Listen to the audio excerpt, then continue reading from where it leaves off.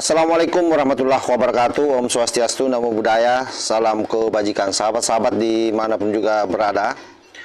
Reply Harung ini makin kesini makin kasihan saya sahabat. Bukan karena disolimi, tapi karena logikanya makin hari makin ketinggalan di parkiran.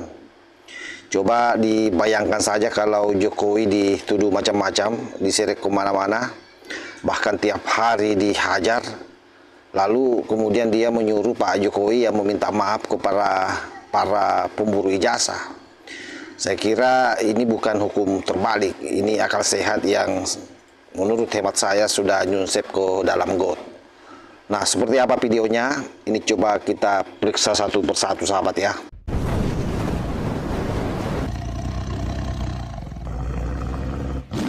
Kehidupannya dan lain sebagainya, hampir 1 tahun terakhir hanya ngurusi soal yang begini saja.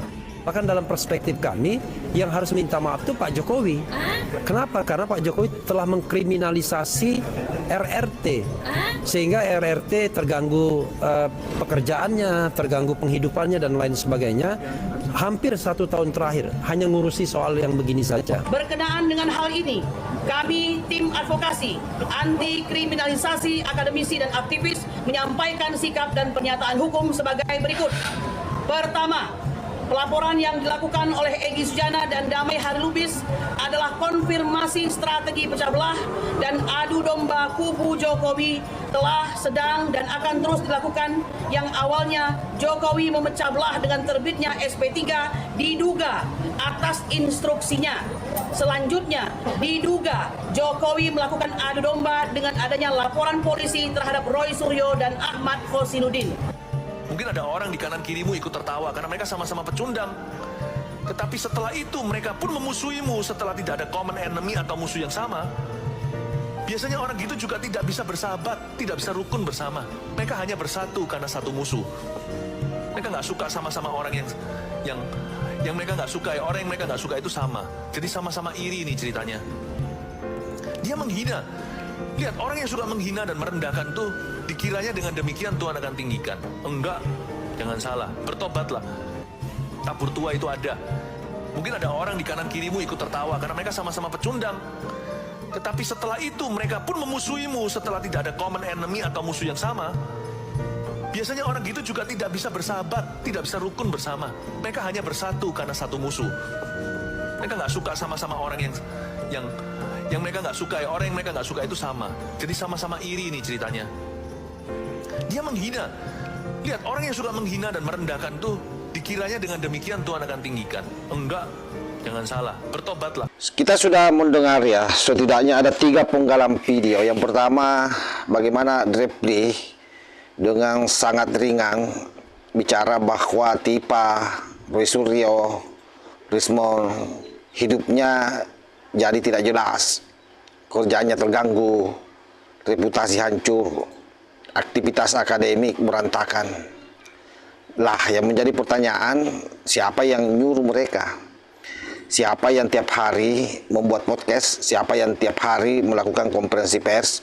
Siapa yang teriak-teriak soal ijazah pakai fotokopi tapi gaya profesor? Kalau hidup jadi kacau karena ulah sendiri, saya kira itu bukan kriminalisasi. Itu karena datang tepat waktu. Mereka nyemplung ke dalam lumpur sendiri, terus marah karena badannya berbau. Ya, saya kira yang harus mandi itu kan mereka, jangan menyalahkan kolamnya, kan kira-kira seperti itu logikanya sahabat ya. Dan yang lebih lucu lagi, ketika hal itu disampaikan oleh Reply Harung, di sisi lain Dokter Tipa teriak-teriak menyerang Pak Jokowi, bahwa Pak Jokowi lah yang menjadi biang kerok terjadinya adu domba. Bahkan dia sudah menduga bahwa Pak Jokowi lah yang membuat mereka terpecah belah. Katanya bahwa Jokowi lah yang membuat mereka ribut. Padahal dari awal mereka satu meja, satu mic, bahkan satu tuduhan.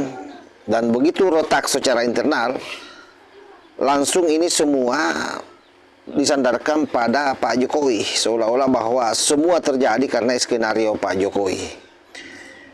Kalau satu kapal ribut sendiri karena rebutan nakoda, jangan salahin mercusuar bosku. Karena fakta sederhananya mereka pecah karena kepentingan beda, ego, kegedean, dan saya kira memang panggung sudah semakin sempit ya. Oleh sebab itu sekali lagi bahwa apa yang terjadi antara mereka ini bukan karena Pak Jokowi. Jokowi bahkan tidak ikut audisi dalam proses itu. Artinya kita lihat bagaimana santainya Pak Jokowi menanggapi setiap pernyataan-pernyataan dan tuduhan yang dilontarkan oleh mereka. Oleh sebab itu sangat wajar kalau video ketiga yang saya cuplikan itu seorang profesor secara tidak langsung memberikan nasihat yang sangat monohot ya terhadap para teroris ini dan para pengacara kucluk, dan bahkan di akhir videonya sang profesor tersebut menyarankan kepada Roy, Tipa, Rismond dan para lawernya untuk bertaubat sahabat. Ini adalah merupakan pukulan yang sangat keras menurut saya, menghantam langsung ke muka para pembenci Pak Jokowi.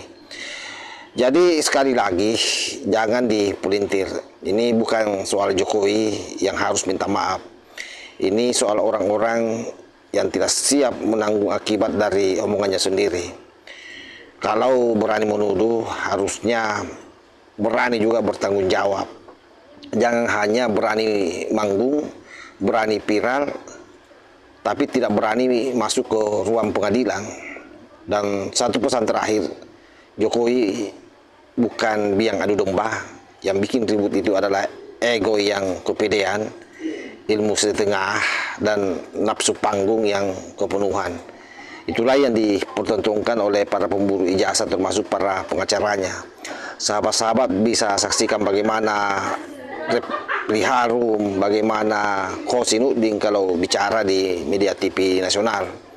Betapa dia seolah-olah yang paling menguasai persoalan, betapa dia yang paling benar. Tidak ada satu pun pernyataan-pernyataan dari lawan debatnya yang dia akui. Padahal seluruh pembelaan-pembelaan yang dilakukan hanyalah omong kosong belaka sahabat. Saya kira demikian. Wallahul muwaffiq ila aqwamit thariq. Wassalamualaikum warahmatullahi wabarakatuh.